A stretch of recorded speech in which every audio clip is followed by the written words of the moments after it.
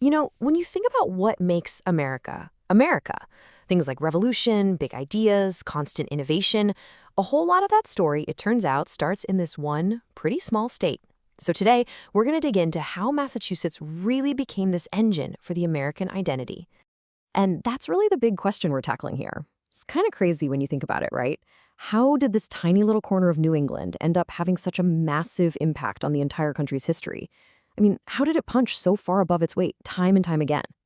Let's get into it. Okay, so first, just look at it on a map. Geographically, Massachusetts is, well, it's small. It's just kind of tucked up there in the Northeast. But then you see this heat map of where people live. And whoa, that tells a totally different story. It is just packed, especially right around Boston. And that's key. This super dense concentration of people, and by extension their ideas, that's a huge piece of the puzzle right there. And this is where that paradox gets really stark. Check out the numbers. By sheer size, it's 44th in the country. I mean, it's tiny. But when you look at how many people are crammed into that space, it's number 3. Third! That combination is explosive. It means when an idea or a conflict gets started, it can spread like wildfire. It's the perfect recipe for being a catalyst for massive change. So where do we even begin with this story of outsized influence? Well, we have to start at the beginning, with its role as the cradle of liberty. I mean, this is literally the place where the idea of America was born. Let's go all the way back to 1620. The Mayflower arrives. The Pilgrims land at Plymouth. Now, they weren't just, looking for a place to live. They were planting the seeds of an idea. They were trying to build a whole new kind of society, based on their own rules and principles. And that one act, it really set the stage for everything that followed. And you can see how things just escalated over time. It wasn't one single event. You start with Plymouth, and you can almost feel the tension building over the next century and a half. You've got the intense social pressure of the Salem witch trials. Then the tension boils over into actual bloodshed with the Boston Massacre. Then comes the open defiance of the Boston Tea Party. Each one of these moments was like another push, shoving the colonies closer and closer to that final breaking point. And then, bang! It all explodes. That famous shot heard round the world, that didn't happen in some big political capital like Philadelphia. Nope, it happened right here, in these little towns, Lexington and Concord. This is the exact spot where the war of words and ideas turned into a real, actual war with guns. Of course, it wasn't just about battles. Behind the soldiers were the thinkers, the architects of the revolution. And you can't talk about that without talking about Boston's own John Adams. I mean, they called him the Atlas of Independence. Think about that. It's like he was single-handedly holding up the intellectual and legal arguments for the entire revolution, literally building the foundation for this new country. And, this whole revolutionary spirit wasn't just about fighting against taxes. It went deeper. In 1780, in a move that was just way ahead of its time, Massachusetts' own constitution was used to abolish slavery. That made it the very first state to do so, not just by a law, but based on its founding document. That set an incredibly powerful precedent for the rest of the country. All right, so they helped birth a nation through a political revolution. What's next? Well, Massachusetts wasn't done. It then turned around and led an industrial revolution, totally changing the game for how America worked and built things. Just look at this image of the boot mills in Lowell. This right here is the American Industrial Revolution in a single picture. These huge factories, powered by the rivers, started popping up all over the state. They were taking cotton from the South and just churning out textiles, turning Massachusetts into an absolute manufacturing giant. And I mean, the change was just night and day. Think about it. The economy went from being all about farming, fishing, and trading, stuff you get from the earth and sea, to being all about what you could build inside a factory. And this wasn't just a local story.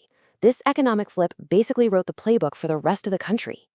But it's so important to remember, this period wasn't just about factories and machines. It was also an explosion of new ideas and social change. You had Massachusetts at the very center of the abolitionist movement, this fiery hotbed of activism to end slavery. It was home to the transcendentalists, thinkers like Thoreau and Emerson, who were completely rethinking our relationship with nature and society. The state was the first to make education mandatory for kids. Oh, and yeah, just for good measure, it's also where both basketball and volleyball were invented. Pretty wild. Okay, So you've built this massive industrial economy. But what happens when all those factories start to close down? When those industries fade away? Well, if you're Massachusetts, you do what you've always done. You completely reinvent yourself.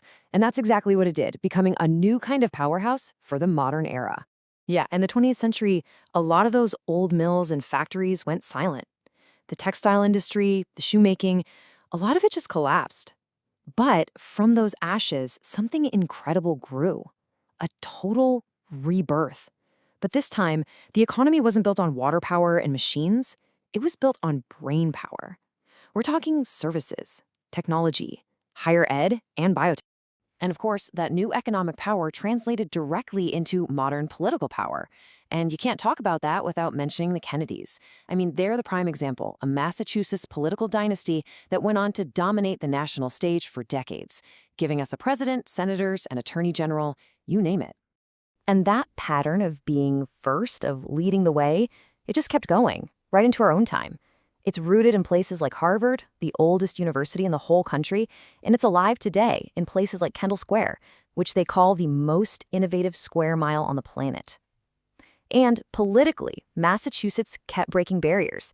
In 1966, it was the first state to elect an African American to the Senate by popular vote, Edward Brooke. And then in 2004, it was the very first state to legalize same-sex marriage. It just keeps setting the pace. So, when you step back and look at the whole picture, what's the big takeaway? What is the enduring legacy of Massachusetts? I think it boils down to this: a relentless, unstoppable culture of innovation and reinvention. And this innovation shows up in all sorts of ways, big and small, that you might not even realize. The telephone, the device that literally connected the entire planet, invented in Boston. That idea that every kid deserves an education, those compulsory education laws started here. And get this, even the chocolate chip cookie was invented in Massachusetts. From world-changing tech to our favorite dessert, that is some serious range. And that right there is the heart of it.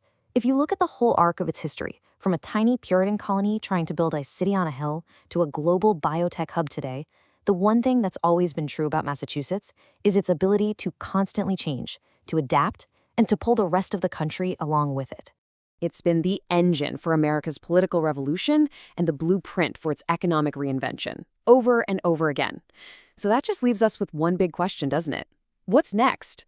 What will the Bay's state pioneer for us tomorrow?